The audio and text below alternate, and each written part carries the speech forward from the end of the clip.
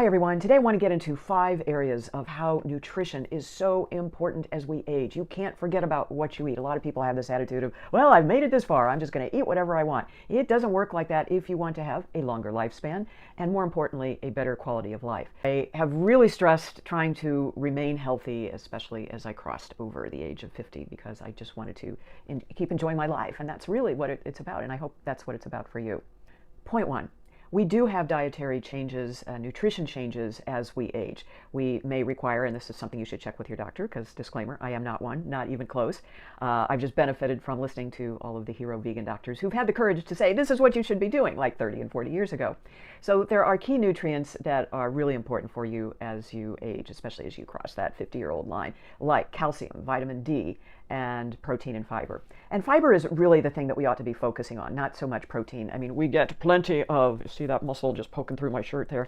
We get plenty of protein. We don't know too many people who've had a diagnosis of a protein deficiency. Or have you been to the protein deficiency ward of your hospital? It doesn't exist. It really doesn't exist in Western culture as long as you are eating a balanced diet. And even if you're not, protein deficiency is just so rare.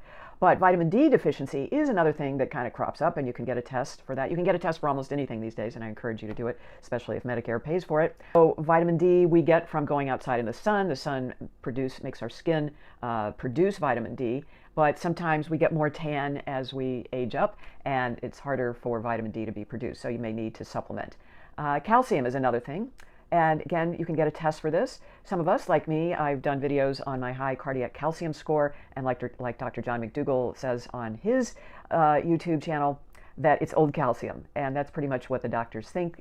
Maybe that calcium, which is floating around in our arteries, came as a result of doing bad diets when we were younger. For me, I did Atkins a couple of times, the Zone diet, the South Beach diet. All of these were high protein diets. And while they work in the short term for losing weight, which was my whole focus since I was on television, it may not be so good for your heart because of the high fat from the cholesterol in the animal products that you would be eating.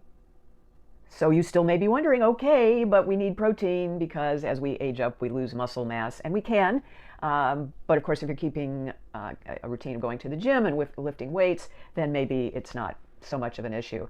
But just, weight-bearing exercises will help keep your muscles strong. But we do need sources of protein. Not to worry, there's protein in every plant. There's even a gram of protein in a banana. So not to stress, not that you'll get, your protein totally sourced from bananas. But of course, beans, grains, greens, they all have some degree of protein. Beans will be your best source of protein. And if you drink a plant-based milk, usually it will be fortified with other vitamins.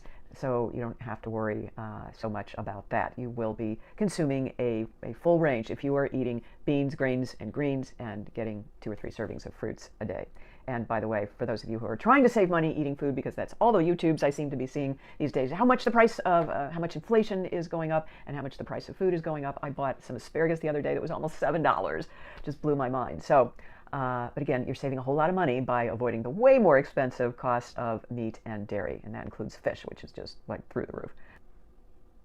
I was going through some health issues the other day, and I was just aware that my gland in my throat was sore just on one side, like it was fighting something. I don't know if I got some food caught in my teeth or what it was, but immediately I went back to my regimen of green smoothies all day long and drinking lots of water. And hydration, that really is my section 3. I'm jumping ahead of myself a little bit, and all right, I'll get into that. But it's just important to have a balanced diet. Eat the colors of the rainbow. Some people, you'll hear an objection to a vegan diet. Oh, it's so boring. Are you kidding me? A diet based around meats is pretty much brown, brown, and brown, or black if you happen to barbecue something, and then that causes, when it's black, heterocyclic amines, which are a known cancer cause. So the colors of the rainbow, nature wanted to make sure that we were attracted to all these different fruits and vegetables, and she did a wonderful job of putting the whole display of colors out there. So let your mind's eye wander when you walk into a grocery store. The purple resveratrol will be found in grapes and blueberries, anything that's that really dark color. And then, of course, lycopene in tomatoes, anything that's red, and beta-carotene in anything that's orange, including peppers and carrots, of course. So, nature is really calling to us to say, eat me, and just listen to your heart, listen to, your gut, which is really screaming for these healthy plants so that you will have not only a well-balanced diet and a good stomach lining, biome, all those things that we're hearing about, the buzzwords that make sure that our gut flora is in good shape. And of course, all of these foods have some source of protein, so not to worry. You can get plenty of protein from beans, and of course that would include tofu, which is just a minimally processed form of the soybean. One other great tip is put all those healthy foods at eye level in the refrigerator. Fruits and vegetables will be seasonal, so right now we've got pears, and those are right at eye level as soon as I open the fridge door, so I see them. And have the kinds of things, fruit cups, if you want to go for convenience, to be staring you in the eyes when you are opening that fridge door, so you have no excuse to eat anything that is other than whole foods and nutrient rich. Point number 3, as I was alluding to, stay hydrated. This is so important. Migraine headaches have been associated with chronic dehydration, even heart attacks. And this is really amazing. I have had chronic chest pain since the age of 28, and I've been to numerous specialists about this, and may be related to the high cardiac calcium score, but I believe it is also very correlated to not getting enough water. And as soon as I start chugging my water when I have chest pain, it goes away. Now, again, I'm not a doctor, and you should definitely check in if you're having any kind of chest pain, but I always keep this by my side. But this is a 40-ounce canister, or maybe it's 32. I took my glasses off, so you can't see. Well, either way, you can get 40, if you get 40 ounces, and they get to be kind of heavy, but if you get 40 ounces, it is just 2.5 of these to make 100 ounces of water for the day, which is what I drink here in Florida in a warm climate where generally I'm exercising. It also helps flush the fiber through your system, and you'll be more regular. That colon blockage I almost died from, if I had been doing any of this, wouldn't have happened. When I changed my diet, it was like an overnight, wow, I can't believe I'm feeling so much better. And I told everybody in the newsroom, and a couple of people, including the pharmacist, our on-air pharmacist, Max Lieber, another story there, but he changed his diet too and was just so blown away by how much of a difference it made. And I'm sure you'll find the same thing happens for you as well. But make sure that you are well stocked in different fruits whenever they're in season, whether it's apples, plums. I always like to have a batch of hummus that either I buy at the store, making sure it has very little oil in it if that's possible, but I much prefer to make my own hummus. And even if you don't have time to throw it in a blender or a food processor, you can just mash it with a fork, just the beans, a can of beans. And I prefer to cook my beans from scratch, but if all you've got is just a can of beans, that is totally fine. And spread that hummus on carrots, celery, things that, even apples, just to give you some balanced, quick meals in a hurry. I also like to keep frozen vegetables on hand. I love Brussels sprouts, and so I always have a bag of those and love to just microwave them for about 5 or 6 minutes, put a little garlic on top, and there is just a nice snack. Figure out what you want to do for breakfast. I rotate between oatmeal, either using steel-cut oats, which they still have the outer fiber on it, an extra 2 grams of fiber, versus just getting old-fashioned oats. But old-fashioned oats are better than, don't ever buy quick cooking oats, because they're nothing, basically. Just flattened and very processed oats on the oat spectrum. But still, eating oats is good for your heart, and so that's another reason to include them in your diet. Just, try and eat foods in their whole natural state and have them surrounding your life. Make a fruit bowl, put it on the counter if you don't have a dog that eats them. Or I have these pull-out drawers. I keep their wire mesh so that I can see what's inside. I'm a very visual person, and when I see it, I like to, I'm attracted to it. So for those of us who are visual learners and visually stimulated, these are the kinds of things you want to have out and about if you can. Bananas, of course.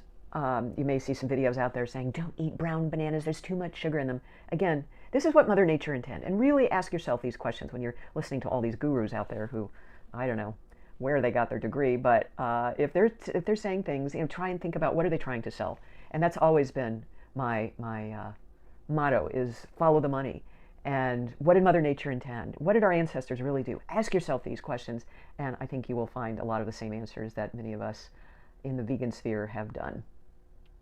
The last point I want to make is overcoming some of the worst challenges that we as seniors face. And part of that is a decreased appetite. Medicine we may take may suppress our appetite, or it interacts with other medications and make us feel blah. With regard to a decreased appetite, that could also be a sign of something medical, and if you experience that, you should definitely check in with your doctor. My friend who got ovarian cancer was telling me that she lost her appetite, and that was and lost 30 pounds in the process in a period of just a few months.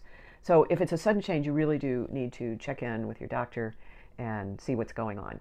But I'd like to know your tips on how you are getting proper nutrition as we age up, how you are overcoming some of these difficulties that I've just described, and what are your favorite sources? What are your favorite go-to meals to make it quick, to make it easy? There's just so many different ways to eat vegan. There's so much variety. If you don't like one fruit or vegetable, try another. Again, with meat, not so much. You're kind of stuck to a few types, and there is tremendous variety in the plant kingdom. I think that you'll find as you make small, manageable changes in your life, you will feel incredible. You will see such great changes and benefits to the way you feel. I mean, when I just got invited to speak at the Louisville Veg Fest, they call it the Bluegrass Veg Fest, and that's going to be coming up in summer of 2024. And I said, I'm really getting away from presenting slides, because what I'm realizing that as my physical therapists tell me, like, I'm one of the most flexible people they've ever met, even for, forget about my age, but just ever met, that people like to see me move around on stage, because I guess at 71, you don't move like this. So I hope that you have found value here. If you have, please do like and subscribe. It really does help the channel. And share this with your friends, relatives that you think could benefit, because who knows, you may just save a life. It's just so frustrating for me to see people younger than me dealing with these health issues. My sister who had breast cancer always used to say, it's not always something you can change. And yes, because we do have the BRCA genes in our family, that is something to consider. But only 10% of all breast cancer cases are genetic, and they believe that at least 2 of the cases in my family, because they were diagnosed older in life, were environmentally triggered. So there is much you can do to turn your genes on and off. So I hope you enjoyed this. Thank you so much for watching. We will see you in the next one about how to enjoy longevity and do it with a smile on your face. All right, everyone, gotta run. Thanks for watching.